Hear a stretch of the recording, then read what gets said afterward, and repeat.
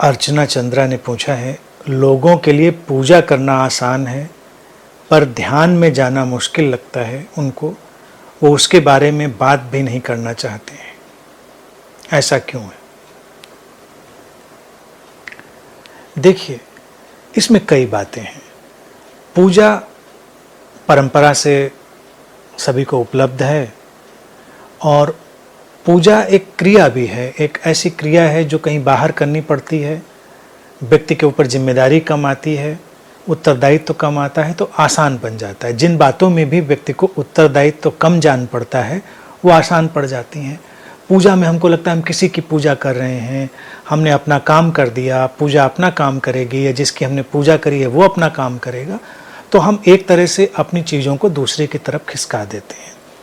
फिर इसमें एक डूइंग इन्वॉल्व है, कर्तापन इन्वॉल्व है कि हम पूजा कर रहे हैं, वो आसान बना देता है। ध्यान मुश्किल इसलिए होता है क्योंकि ध्यान अकर्तापन है, नॉन डूइंग है, जिसमें हमको समझना पड़ता है करने जैसा कुछ नहीं। क्रियाएं हैं तो क्रियाएं करना ध्यान में भी लोगों को आसान पड़ता है। अगर कोई हम क्रिया बताएं, कोई विधि बताएं तो लोग निष्ठा से कर सकते हैं, लेकिन ध्यान को अगर समझ की तरह से, अक्रिया की तरह से, शांति, ठहराव, जीवंतता, संवेदनशीलता की तरह से देखा जाए तो लोगों के लिए मुश्किल पड़ता है।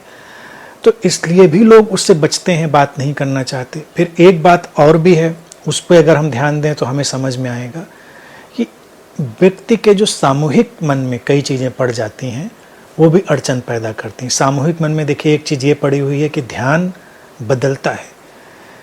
मनुष्यता ने जिन लोगों को ध्यान में जाते देखा उनको बदलते देखा, उनके चारों तरफ एक गहरा बदलाव आते हुए देखा।